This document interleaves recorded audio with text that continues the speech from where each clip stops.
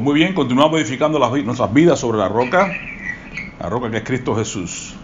Y el tema que esta tarde tenemos para compartir es la triple función del Espíritu Santo. La triple función del Espíritu Santo. Y vamos a tomar como base el versículo de Juan 14, 26. Creo que los versículos más importantes del Espíritu Santo están ahí, en esa porción, en la última noche de la vida de Jesús, en los capítulos 14, 15, 16 de Juan. Así que cualquiera de esos tres capítulos podemos apreciar lo que Cristo quiso dejarnos acerca del Espíritu Santo. Tomamos como base este versículo 26 de Juan 14. Dice lo siguiente: mas el Consolador, el Espíritu Santo, a quien el Padre enviará en mi nombre, Él os enseñará todas las cosas y os recordará todo lo que yo os he dicho. Amén. Vamos a orar. Padre, te damos gracias de antemano porque tu palabra ya está plasmada para beneficio de lo que queramos oír y poner por práctica para beneficio nuestro, especialmente para tu gloria.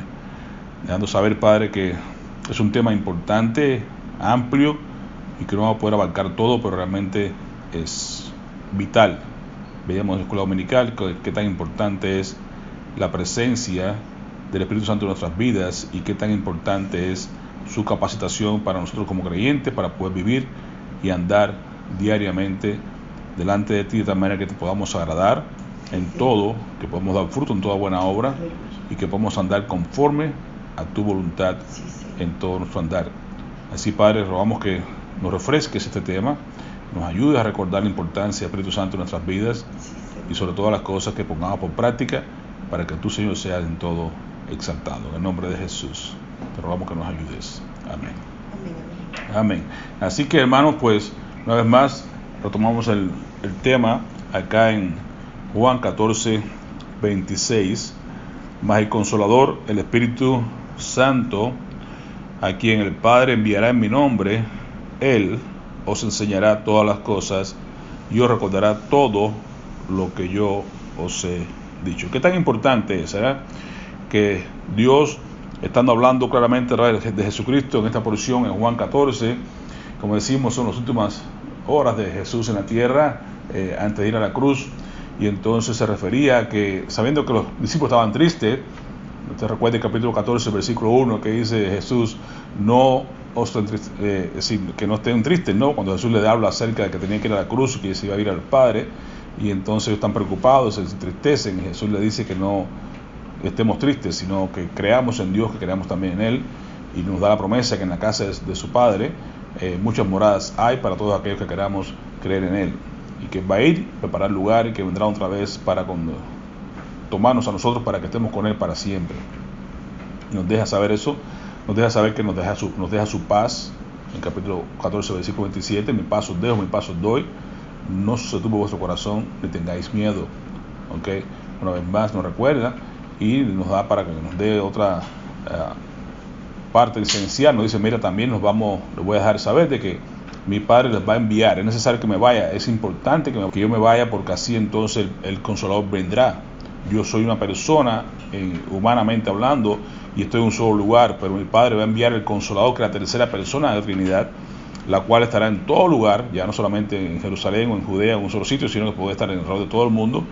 De ahí, como creyentes, podemos confiar de que Dios envía su Espíritu Santo y puede obrar en las familias nuestras, a la distancia, en nuestros países, en cada lugar. Sí, con enviar la palabra, con estar en comunión con el Espíritu Santo, Él está en todo lugar, así que es importante. Por eso decía Jesús, es importante que me vaya. Voy a enviar un Consolador, y dice el Espíritu Santo. Un Consolador quiere decir el Paracleto, quiere decir alguien como yo, alguien igual que yo. Usted conoce la Trinidad, el Dios Padre, Dios Hijo y Espíritu Santo. El Espíritu Santo es la tercera persona de la Trinidad, Cristo es la segunda, y el Padre es la primera, dentro de esa gran unidad indivisible que es un Dios trino. Pero dice, lo va a enviar el Padre lo va a enviar en mi nombre. Así que todo está en conjunto. Dios Padre envía al Espíritu Santo, pero es en el nombre de Jesús. Y el Espíritu Santo viene para darnos testimonio de Cristo, viene para exaltar a Cristo, la obra que Jesús hizo, y sobre todas las cosas para recordarnos para enseñarnos y recordarnos todas las cosas que ya Jesús había dejado plasmado en su ministerio terrenal. Así que es importante que vemos claramente la Trinidad. Sabemos que mucha gente pues ataca a la Trinidad porque dice, no, la palabra Trinidad no está en la Biblia, no existe. Bueno, hay que verlo en su contexto. Aquí mismo unos pasajes muy clásicos de la Trinidad. Aquí tenemos a Cristo Jesús hablando de que el Padre enviará al Consolador. Las tres personas están aquí envueltas en este versículo.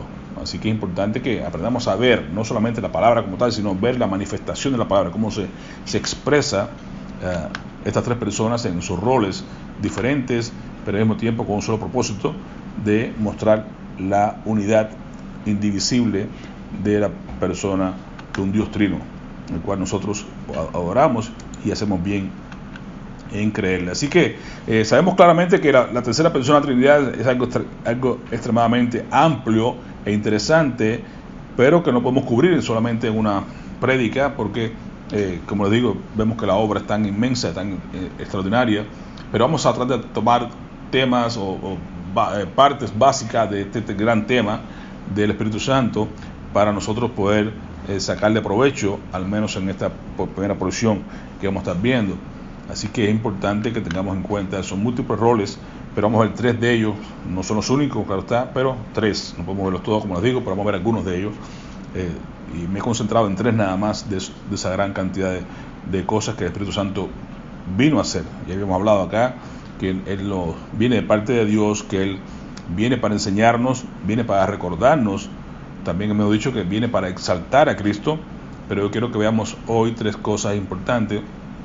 Así que el Espíritu Santo, como bien decimos acá, el Espíritu Santo viene de parte, viene como parte de la Trinidad, es el Consolador, es el Paracleto, es uno igual que yo, decía Jesús, es enviado por el Padre, viene a enseñarnos y viene a recordarnos todo lo que Jesús ha dicho. Así que primeramente vamos a ver las promesas, ¿no? El Espíritu Santo está prometido en el Antiguo Testamento, también en el Nuevo.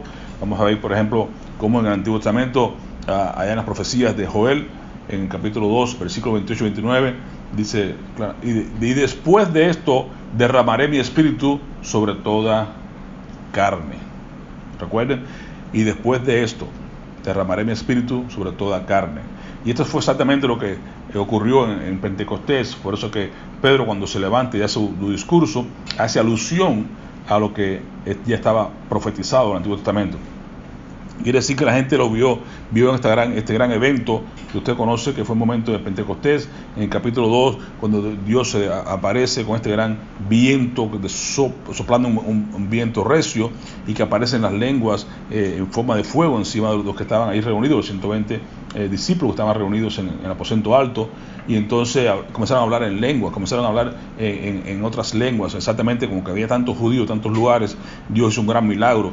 Comenzaron ellos a hablar en lenguas que no habían estudiado, que esa lengua que era el idioma que entendían los judíos que estaban presentes en aquel lugar, para que el Espíritu Santo pudiera llevar a cabo esta gran manifestación de la predicación del Evangelio en aquel lugar, donde 3,000 personas fueron bautizadas en aquel día, porque entendieron aún en su idioma lo que Dios quería mostrar a través del Espíritu Santo, a través de Pedro, que en aquel momento hubo este gran evento extraordinario de Pentecostés. Por eso decían, todos eran de Meda, todos eran de Persia, eran de varios lugares. Dice, ¿cómo es posible que esta gente estén hablando y yo lo escuche en mi propia lengua? Y yo lo puedo entender, porque Dios tenía la intención de llevar a cabo este gran milagro de expansión del Evangelio, de llevar el mensaje claro, de tal manera que no hubiera necesidad de traductor. No había necesidad. Hoy en día, si tuve una reunión grandísima de estas que se hacen por ahí, de Naciones Unidas, esos lugares, todos tienen que ir con traductores puestos en los oídos y todas las cosas, porque hace falta que alguien te hable en tu idioma. Sin embargo, aquí Dios se olvidó de esas cosas. Dios dijo, te voy a mostrar que yo soy superior a todo eso. Envió el Espíritu Santo y a través de él puso a todo el mundo a hablar en lenguas, hablaron en idiomas diferentes, de tal manera que todo el que estaba pudo escuchar, pudo entender. Y la gente pues criticaban, decía, los que no entendían, decía, estos están llenos de monstruos, están borrachos, están hablando raro, no entiendo lo que está pasando. Y Pedro se levanta y dice, no, hermanos, no están llenos de monstruos, no están borrachos, prácticamente la hora tercera del día, no corresponde con esto. Esto es lo que el profeta Joel decía, así que ya les mostró, ahí fue la palabra. Por eso es importante conocer la palabra del Señor, para poder decir lo que nos recuerda, nos enseña, cómo el Espíritu Santo hace la obra. Él se le recordó a Pedro, le enseñó a Pedro y le enseñó a todo el mundo que esto es lo que ya Dios había mostrado allá en Joel 28, 29 del capítulo 2. Esto es lo que dijo el Señor a través de Joel, que en aquellos días derramaré mi espíritu sobre toda carne. Y lo que estaba pasando, lo que ustedes ven ahora no es lo que están pensando, que estén borrachos ni nada, es lo que Dios había planteado que había de hacer. Y entonces incluso habla de que los jóvenes verán visiones y los mayores también tendrán sueños y toda una serie de cosas. Y entonces en Ezequiel 36, 26, 27, también un pasaje muy conocido, también nos habla acá el Espíritu Santo de cómo, qué va a pasar con el Espíritu Santo. Una de las obras que queremos ver hoy, de los propósitos de los movimientos que hace el Espíritu Santo, es que dice acá Ezequiel, es el nuevo nacimiento. Se refiere, dice, os daré un corazón nuevo y pondré un espíritu nuevo dentro de vosotros. Recuerde que aquí Ezequiel está hablando de la condición de la persona con un corazón de piedra, un corazón duro, un corazón que no quiere creer, pero el Espíritu Santo es aquella persona que viene a hacer en nosotros esa obra del nuevo nacimiento.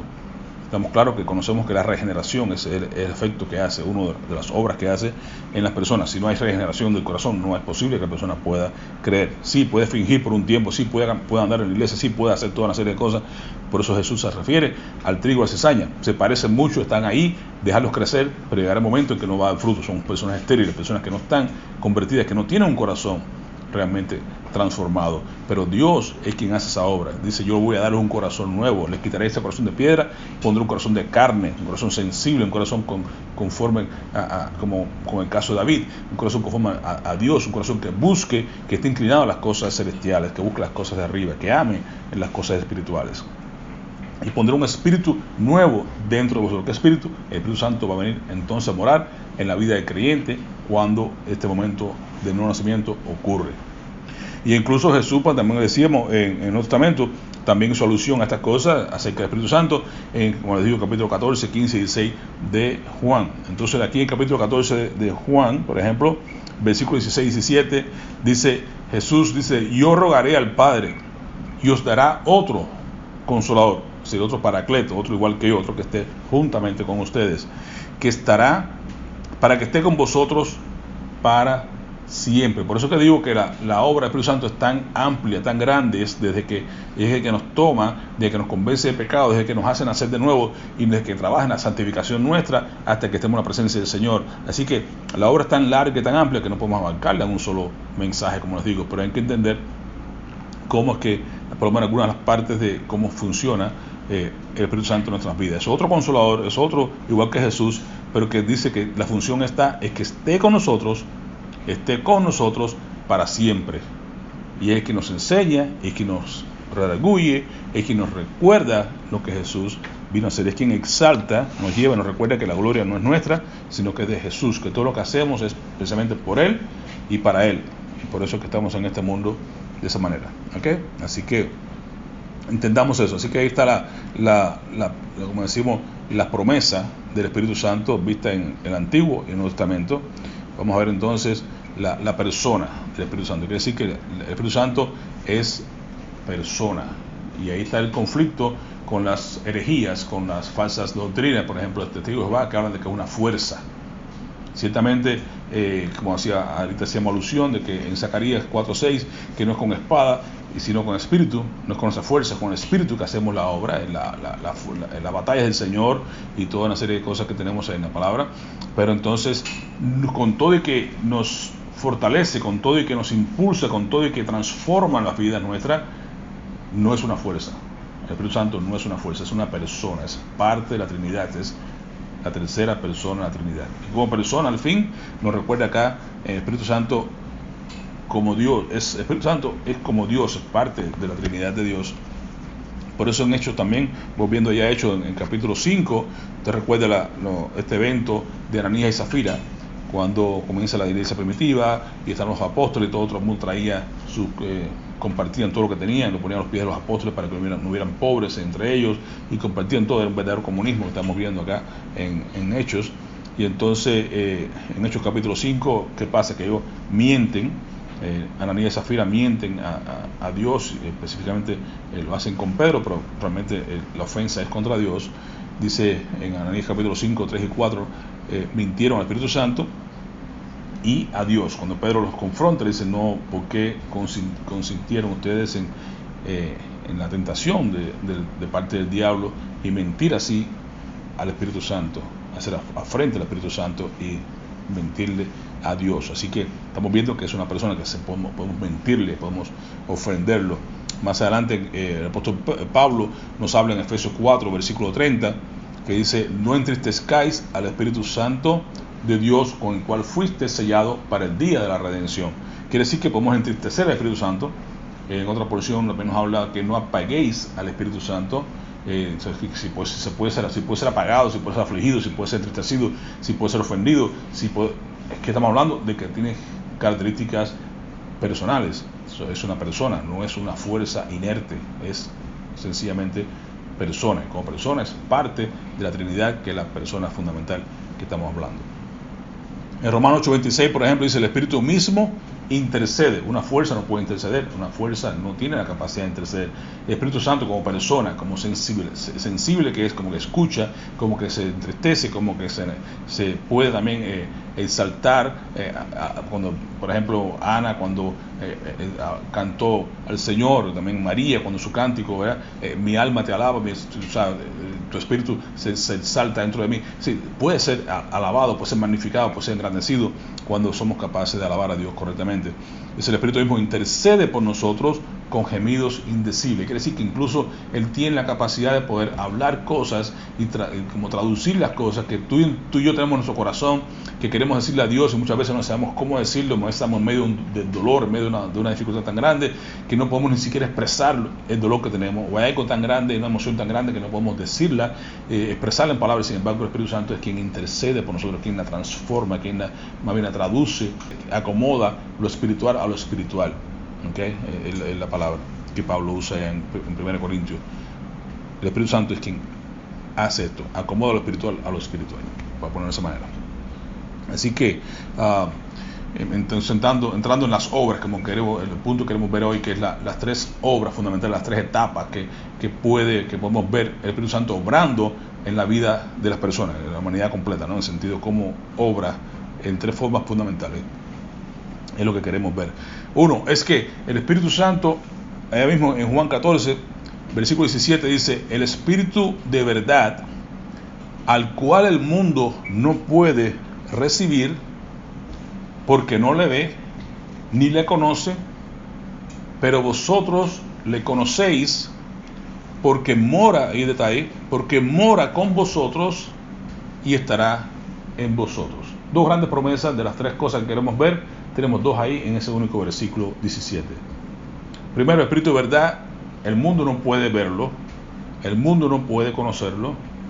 Quiere decir que la persona, tomando las palabras de Pablo en 1 Corintios 4, donde dice que el diablo ha cegado el entendimiento de las personas para que no resplandezca el glorioso evangelio del Señor. El hombre natural, 2.14, no percibe las cosas que son de Dios porque no puede entenderlas, porque dice no es espiritual, y las cosas espirituales son las que nos enseña el Espíritu Santo.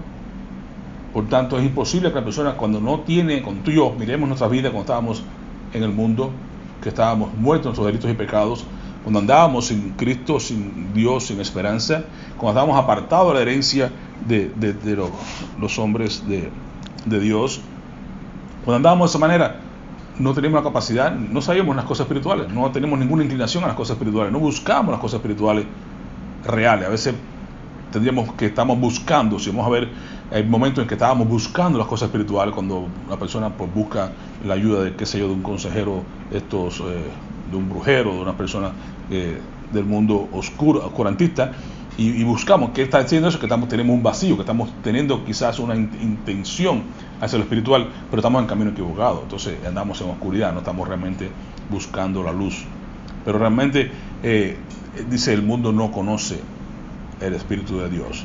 Sin embargo, dice que está con nosotros, es decir, que el Espíritu está con nosotros, está alrededor nuestro, está alrededor de toda persona en este mundo, pero no es hasta que uno tiene ese entendimiento claro de que uno nace de nuevo, porque cuando el Espíritu Santo obra en el corazón de la persona y le da un corazón nuevo, y ese Espíritu entonces, ¿qué dice? Va a estar ahora dentro de nosotros. Por eso dice, y estará en vosotros. Si está con nosotros es una cosa, está con nosotros, y estará en nosotros. ¿Cuándo ocurre eso? Cuando entra entonces a morar, cuando decimos que el Señor Jesús entra en mi corazón, envía el Espíritu Santo, entra en nosotros, hemos entonces ya así hemos sido regenerados, nuestro corazón ha sido transformado y entonces entendemos ahora que está en nosotros. De esa manera, toda persona creyente, todo que ha nacido de nuevo, tiene el Espíritu Santo con nosotros. Y ahí entonces viene el conflicto en algunas denominaciones, ¿no? Que si tú tienes espíritu, si no tienes espíritu, si el bautista está muerto, si aquel pentecostal está vivo, si aquel, y ese conflicto.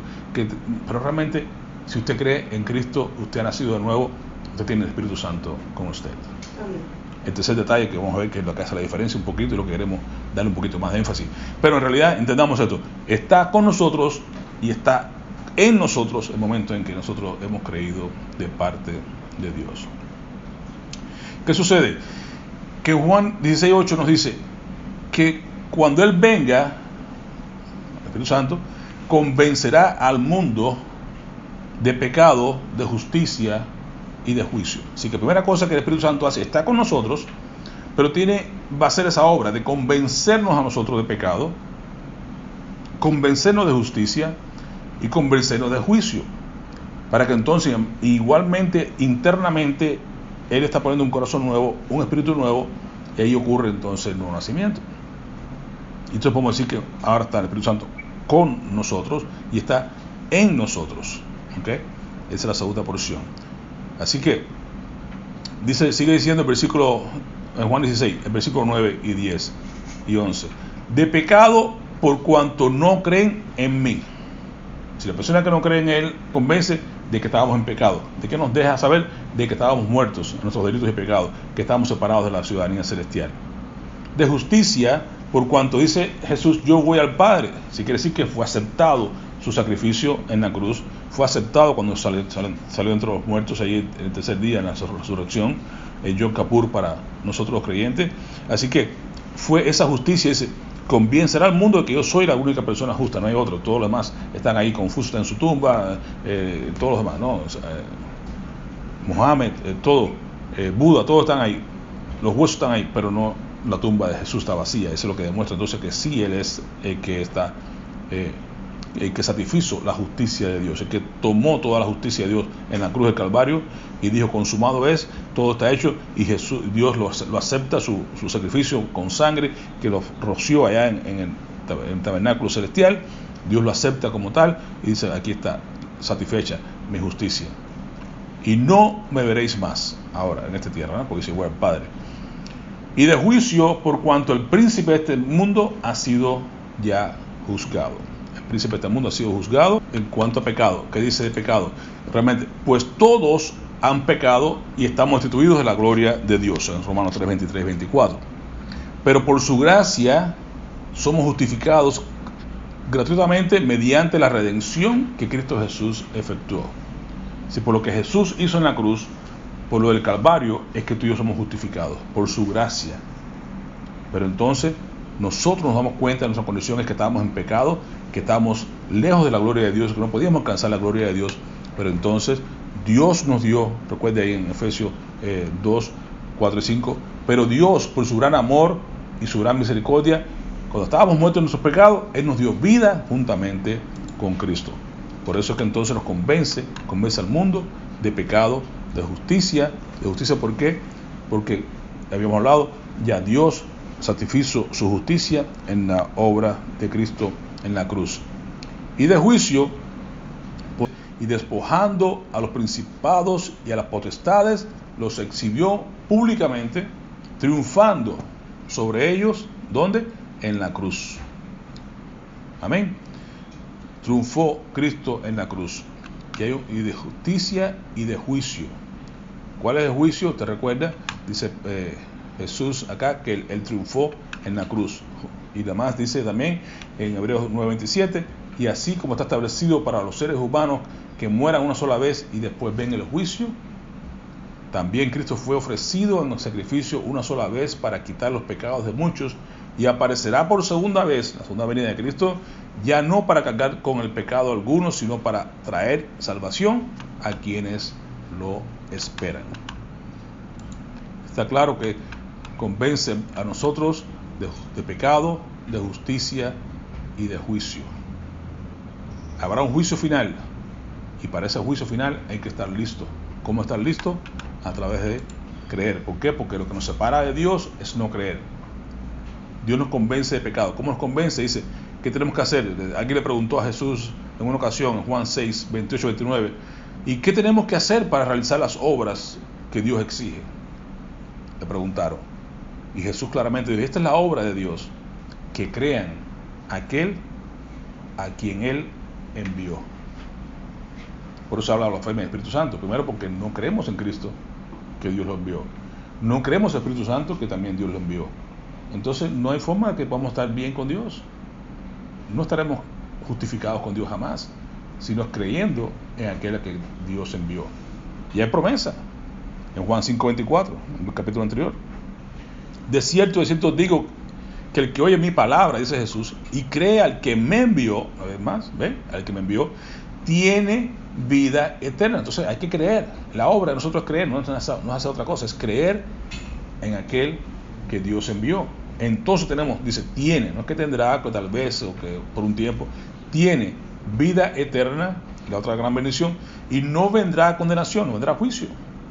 Me convence de pecado, me convence de justicia, y me convence de juicio. De pecado porque yo estaba muerto en mis delitos de pecado. De justicia porque la única forma de estar bien con Dios, estar justo con Dios, es a través de mi creencia, de creer en Él que lo envió. Y que me convence de juicio, de que no vendría condenación, porque he pasado de muerte a vida. Qué gran versículo, Juan 5:24, es uno de mis favoritos desde mis primeros comienzos en la vida cristiana, porque encierra todo este tipo de cosas, ¿verdad? Mi condición antes de Cristo, cómo estar bien con Dios, y entonces saber de que no voy a condenación, no vendré a juicio. Por tanto, esa es la función del Espíritu Santo, convencernos de pecado, de justicia y de juicio. Las tres cosas. Esa regeneración ocurre, como hemos dicho, cuando nacemos de nuevo. Nos recuerda otra vez más Juan 3, 5 al 6, el que no naciere de agua y del Espíritu no puede entrar en el reino de Dios. Así que la regeneración, lo que ocurre, el nuevo nacimiento, es lo que hace que tú y yo podamos estar ahora justificados con Dios. Y eso lo hace el Espíritu Santo, no hay otro. Recuerde que Nicodemo, en este capítulo 3 de Juan, que se acerca a Jesús y dice, ¿cómo podré yo nacer de nuevo? No puedo entrar de vuelta en el vientre de mi madre y nacer de nuevo, siendo ya viejo, es imposible. Pero estaba ignorando las Escrituras porque Jesús se refería al Espíritu Santo. La obra que el Espíritu Santo hace de arriba, el que nace de arriba, del Espíritu y de agua, de la palabra del Señor y con el Espíritu. Entonces es que nacemos de nuevo y entramos en el reino de Dios. Otra cosa importante que el Espíritu Santo hace es que nos sella, viene a morar en nosotros y nos sella. Si tú y yo somos ya embestidos por el Espíritu Santo, que estamos ya penetra en nosotros, vive en nosotros y nos sella, no hay posibilidad de que podamos perder esa salvación. Somos sellados por el Espíritu Santo. Esa es la herencia, esa es la garantía de nuestra herencia, dice el versículo 14 de Efesios 1. En el 13 dice que nosotros, después de haber creído en la palabra del Señor, después hemos creído la salvación, en la palabra del Señor, del Evangelio, hemos sido sellados con el Espíritu Santo de la promesa. Y esas son las arras, las garantías de que tú y yo tendremos una herencia, en el versículo 14. Luego dice que nos guía y nos enseña en Juan 16:13, pero cuando venga el Espíritu de verdad, Él os guiará a toda la verdad. Si nos enseña, nos recuerda, exalta a Cristo. Ya habíamos visto que el capítulo 14, 15 y 16 de Juan es que Jesús hace referencia a las grandes maravillas del Espíritu Santo. Ezequiel 36, 26, 27, recuerda otra vez más, os daré un corazón nuevo y pondré un espíritu nuevo dentro de vosotros. Esto es lo que se refiere al nuevo nacimiento. Okay. Ahora, la tercera cosa que quiero que usted vea en cuanto a esto, la tercera posición, es que el Espíritu Santo sí está con nosotros, viene a estar en nosotros cuando nacemos de nuevo. Y la tercera cosa importante que quiero que veamos es que sobre nosotros. Y lo que vimos ahorita un poquito de referencia allá en Pentecostés. En Hechos 1:8, por ejemplo, dice, Jesús les dice que no se vayan de Jerusalén, que se queden allí, que esperen la promesa del Padre. ¿Qué promesa? Dice, y recibiréis poder cuando haya venido sobre vosotros. Vean la tercera posición. Está con vosotros, estará en vosotros, y ahora dice, vendrá sobre vosotros. Y esa es la parte interesante, que es lo que nos garantiza a ti y a mí vivir en victoria. Lo que hace la diferencia entre un creyente cualquiera, un creyente ordinario, un creyente en victoria, un creyente que realmente experimenta la voluntad de Dios, que vive que no vive al margen, sino vive no la orilla como vivían, como estaba en el caso de la pesca milagrosa, la orilla del mar, sino que va boca mar adentro, que se mete con Cristo allá en el centro del mar y que ve la bendición de la pesca milagrosa, que ve la grandeza de Dios. Es cuando el Espíritu Santo está sobre nosotros. Y esa es la gran diferencia. Recibiréis poder cuando haya venido sobre vosotros el Espíritu Santo. Y la clave aquí está: y me seréis testigos. Seremos verdaderamente testigos. Estaremos, ¿sabe?, brillando para Cristo. Estaremos ardiendo para Cristo, porque Él está sobre nosotros. Y no es para que hagamos obras extraordinarias, no es para que nosotros nos sintamos orgullosos, sino para que seamos testigos de Dios. Amén. Y no es para testificar solamente, es para ser testigo. No es para hacer obras solamente, es para ser testigos. Recuerden, primero es el carácter, primero es nuestra vida, es nuestro ser, antes que hacer. El hacer viene después, es el resultado de que ha habido una transformación interna en nosotros, ha habido un corazón nuevo, ha habido una regeneración, ha habido una plenitud, una llenura interna para que podamos hacer las obras que Dios quiere a través de nosotros. Ser testigo, no solamente testificar, es ser un testigo del poder de Dios. Que en medio de la alabanza, en medio del problema demos alabanza, que en medio de la tribulación estemos agradecidos, que seamos capaces de ir la milla extra, que amemos como Dios quiere que amemos. Una serie de cosas que vamos a estar viendo es lo que hace que seamos testigos de Dios. ¿Y dónde es? De aquí para ellos era en Judea, en Jerusalén, en Judea y en Samaria, y en todo, hasta el último de la tierra. Para ti, para mí es en tu casa, en tu trabajo, en la marqueta, donde quiera que vayas, hay que ser testigos del poder de Dios. Y el poder de Dios es el Espíritu Santo. Vamos a ver por qué es importante vivir en esa tercera dimensión, no solamente con nosotros, no solamente en nosotros, sino sobre nosotros. Amén. Así que ahí vamos entonces, las obras del Espíritu Santo. Por eso Pablo nos habla en Efesios 5:18 y nos da este mandato: no os embriaguéis con vino, en lo cual hay disolución.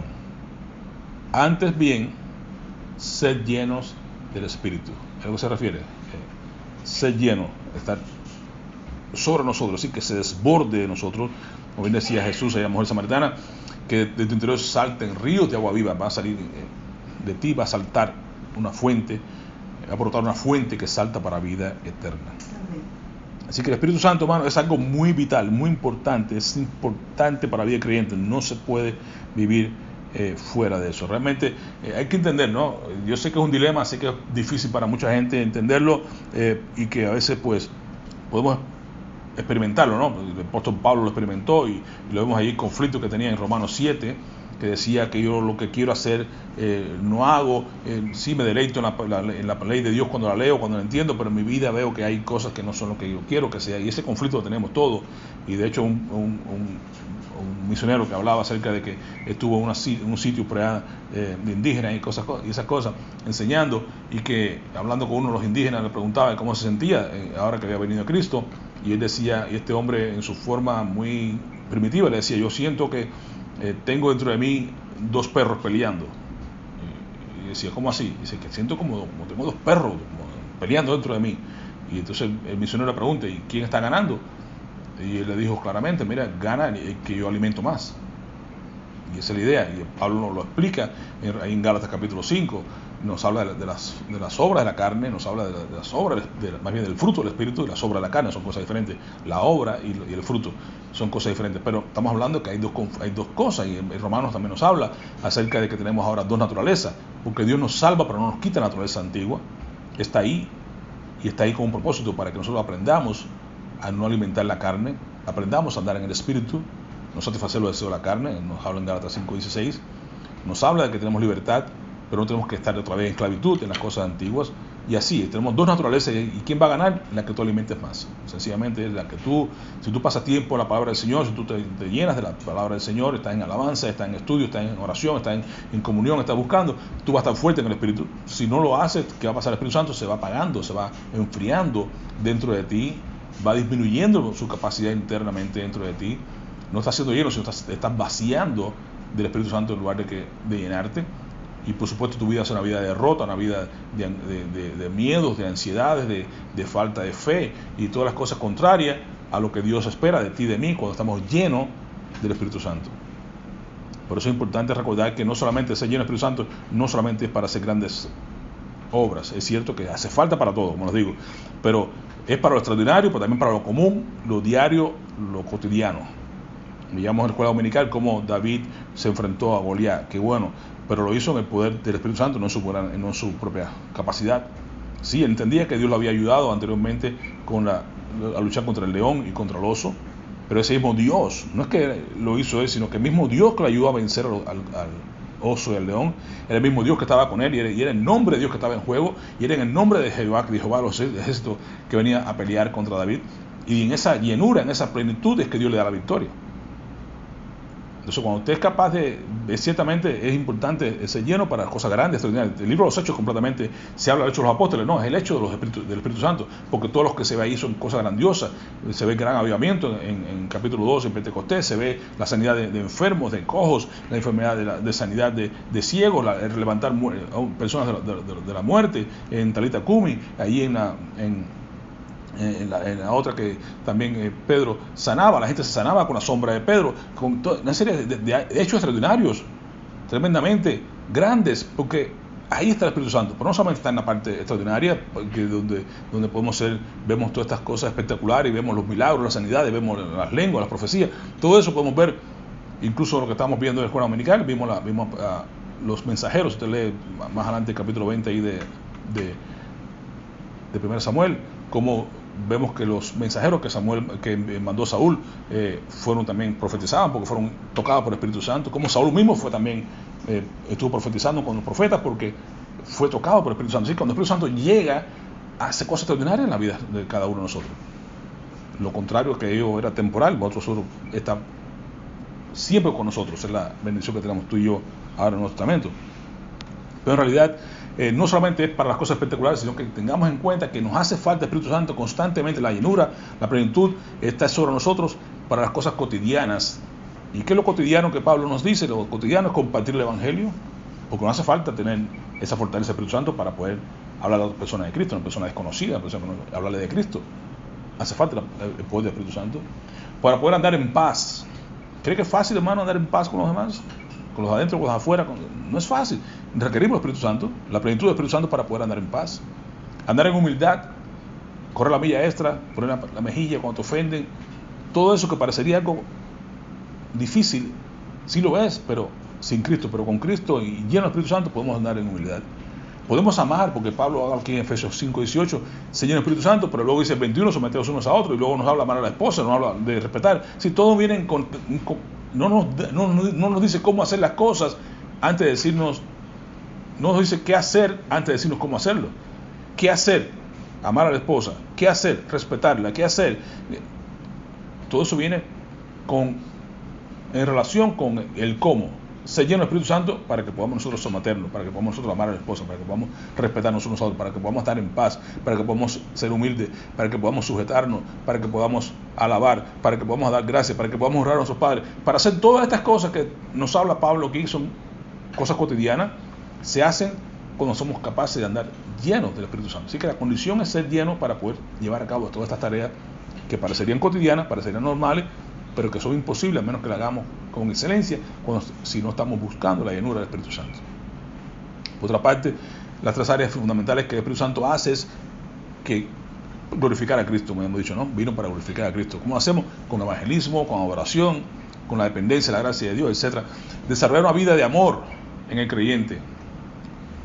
Y ciertamente hablábamos ahí de Jonathan y David, y se van a un extremo, y la gente dice, bueno, es como un amor homosexual, como que, hermano, si usted viene a ver realmente lo que Jesús nos dice en cuanto al área del amor, estamos viendo realmente una relación de amor, pero una relación de amor filial, una relación de amor ágape, un amor que no le importaba. Miren que hasta qué punto Jonathan no le importaba quitarse la ropa, en el sentido de quitarse la vestidura que le otorgaba a él el derecho de ser el próximo al trono de Dios, al trono del reino, Sin embargo, decía, yo me despojo de mí mismo para que seas tú. Sí, ese es honrar a David, porque David realmente el que demostraba, primeramente porque había sido ungido de parte de Dios. Segundo, que mostraba las características de ser el próximo rey. Es decir, yo prefiero ser un segundo.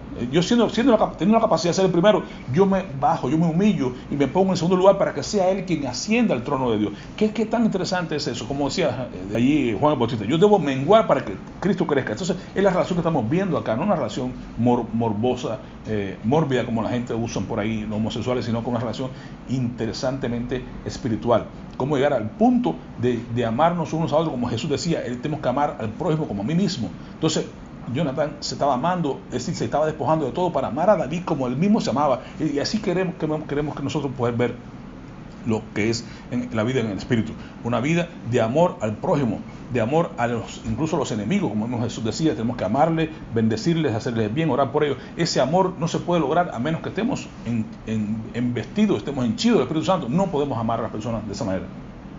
Y hermanos, ¿qué tal los hermanos de la iglesia? Muchas veces, y usted lo sabe, cuántos conflictos tenemos en nuestra pequeña iglesia.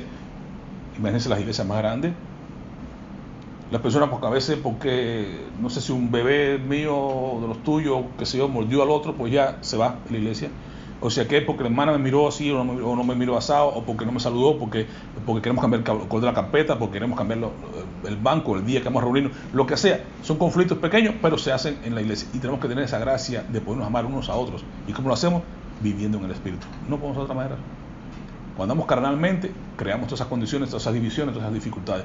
Pero si andamos en el Espíritu, podemos amarnos, perdonarnos y todo. Hermano, hace falta el Espíritu Santo para amar no solamente al prójimo, no solamente a mi enemigo, sino incluso muchas veces lo más difícil es amarnos unos a otros ahí dentro del seno de la iglesia. Y por otra parte, el Espíritu Santo viene para promover santidad. Sabemos que va a estar con nosotros siempre. ¿Por qué? Porque necesitamos esa obra completa que comenzó en nosotros, lo va a terminar hasta el fin, de santidad. No la puede hacer otra gente que no sea el Espíritu Santo en nosotros. No podemos por nuestros propios medios producir santidad, es imposible. El Espíritu Santo en nosotros quien produce la santidad de principio a fin. Cuando hablamos de santidad del creyente, ¿a qué me refiero? A que seamos capaces de tener esa actitud de confesión. Usted no va a confesar si usted no es movido por el Espíritu Santo. Está viviendo en la carne, usted no se va a contestar, hace cosas, la va a minimizar, va a mentir, va a justificarlo, va a racionalizarlo. Pero si está en el Espíritu, dice, wow, fallé, wow, mira, esto lo hice mal delante de Dios. Confiesas, vienes y hablas de rodillas y hablas con Dios acerca de lo que pasó. La confesión de pecado, el arrepentimiento. Nadie que no esté viviendo en el Espíritu va a vivir una vida arrepentida. No, es imposible. Esa santidad, esa santificación que va a ocurrir en tu vida, que es confesión, facilidad para confesión, la ligereza para el arrepentimiento, la capacidad de poder resistir la tentación, no se logra si no es viviendo en el Espíritu, hermano. Estar firme para Cristo, para mantenerte firme para Cristo, hermano, requerimos la plenitud del Espíritu Santo. Usted no puede. Usted y yo debemos jamás de estar siempre, de procurar que sea una prioridad en nuestras vidas, es ser lleno del Espíritu Santo. Es que este mandamiento que nos da Pablo acá de Efesios 5:18, está lleno del Espíritu Santo, debe ser una constante en nosotros, porque nos vamos a necesitar para tantas cosas, hermano, para salvarnos unos a otros, para poder estas tentaciones, para poder nosotros arrepentirnos, para confesar, para crecer, para andar, para madurar, para poder sobrellevar cada aspecto de nuestras vidas. Requerimos estar llenos del Espíritu Santo de Dios. Amén. Ahí se los dejo. Necesitamos todos los días ser llenos del Espíritu Santo de Dios. ¿Cómo lo hacemos? Muy sencillo. Muy sencillo. Como hacemos todo. Como cuando entramos a la vida cristiana, ¿cómo entramos? Por fe. Creímos a que Dios envió, a Cristo. ¿Qué tenemos que hacer? Lo que Dios nos dejó como mecanismo. ¿Cuál? Pedir. Usted pide, usted cree, usted recibe. ¿Qué dijo Jesús en Lucas 11:9? Y yo os digo, pedid y se os dará, buscad y hallaréis, llamad y se os abrirá. ¿Por qué? Porque todo aquel que pide recibe, el que busca halla, y al que llama se le abrirá. Promesa de Dios. Entonces, ¿qué hacemos, hermano, para poder estar lleno del Espíritu Santo? ¿Cómo yo puedo vivir en la vida que me estás hablando de vivir en victoria? ¿Cómo esa vida que yo quiero vivir en santidad? ¿Cómo yo puedo lograr eso? Pedid y se os dará. Creer, recibirlo. Pues si vosotros, siendo malos, sabéis dar buenas dádivas a vuestros hijos, cuánto más vuestro Padre Celestial dará el Espíritu Santo a los que se lo pidan. Más claro, el agua, man. La promesa está ahí. Él le da el Espíritu Santo a los que se lo pidan. Usted lo pide, usted recibe. Pero pida con fe, reciba y viva en la plenitud del Espíritu Santo, y usted va a experimentar lo que nunca en su vida había experimentado. Yo le invito a que usted haga eso, ese challenge. ¿Okay? Eso es una de las grandes cosas que el Espíritu Santo hace. Está con nosotros, está en nosotros y quiere estar a plenitud, de tal manera que se desborde de nosotros. Amén. Pero en realidad quiero que usted entienda cómo vivir en el Espíritu. Muy sencillo: pedir, creer. Ya quedamos en eso, ¿no? Así que Dios nos manda a andar en el Espíritu. Es en Gálatas 5:16. Digo pues, andar en el Espíritu y no satisfagáis para los deseos de la carne. Esta es la clave. ¿A quién vas a alimentar más? La área espiritual, al área carnal. De eso depende tu victoria en la vida. Ser lleno del Espíritu, habíamos hablado, Efesios 5:18, ser lleno. No, lo tercero, hermano, es la obediencia. Usted pide, usted anda lleno del Espíritu Santo, usted le cree al Señor y usted vive ahora en obediencia y sensibilidad. Romanos 8:14, porque todos los que son guiados por el Espíritu de Dios, estos son hijos de Dios. Amén. Así que, hermano, el llamado es a la acción. Una invitación es a la acción, no es otra cosa. Los invito a que seamos capaces de abrirnos a esa dirección, abrirnos al Espíritu Santo, a buscar su guía todos los días y llenarnos de su poder para poder vivir, para poder emprender cada área de nuestras vidas de tal manera que podamos nosotros ser victoriosos. Amén. Que podamos pedir al Espíritu Santo que llene cada día a cada persona y que obre poderosamente en la vida de cada uno de nosotros, para beneficio nuestro, pero especialmente para la gloria de Dios. Amén. Oremos. Padre, te damos gracias porque tu palabra es clara, tu palabra está plasmada para beneficio de todos aquellos que escuchamos. Solo depende de nosotros, Señor amado, que queramos hacer la obra que tú quieres que hagamos. La obra es muy sencilla, es creer en ti, Señor. Y cuando creemos en ti, somos beneficiados, somos justificados y somos libres de toda condenación, Señor. Y tenemos aquello gran preciado, tenemos aquel gran tesoro de vida eterna. Oh Padre, que podamos compartir con toda aquella persona que no te conoce de esta gran bendición, que está disponible para toda aquella persona que quiera creer en ti, que quiera someterse a la dirección del Espíritu Santo, que nos permita transformar nuestros corazones y dar un corazón nuevo y un espíritu nuevo y recto dentro de nosotros. Como David oraba: Señor, renueva un espíritu recto dentro de mí, dame el gozo de tu salvación que viene con tu espíritu renovado en nuestras vidas, Señor. Ayúdanos, Padre Santo, a podernos vivir cada día con esa dependencia tuya, Señor. Que si no estamos llenos de ti, si no estamos henchidos de tu presencia, no queremos ir a ningún lugar, porque nada que hagamos será valioso, será duradero. Jesús fue claro: separados de mí nada podéis hacer. Jesús partió al cielo, pero nos ha dejado su otro, igual que el Consolador, el Espíritu Santo, que ahora está con nosotros todos los días para convencernos de pecado, justicia y juicio. Ahora vive en nosotros para sellarnos y para llenarnos, y ahora está sobre nosotros para dirigirnos y darnos el poder que necesitamos para hacer toda obra, Señor. Que toda la gloria siempre sea tuya. Sabemos que no depende de nosotros, sino que todo es tuyo de principio a fin, Señor. Nosotros te damos a ti la gloria y la honra en el nombre que sobre todo nombre, en el nombre de Jesús. Amén. Amén.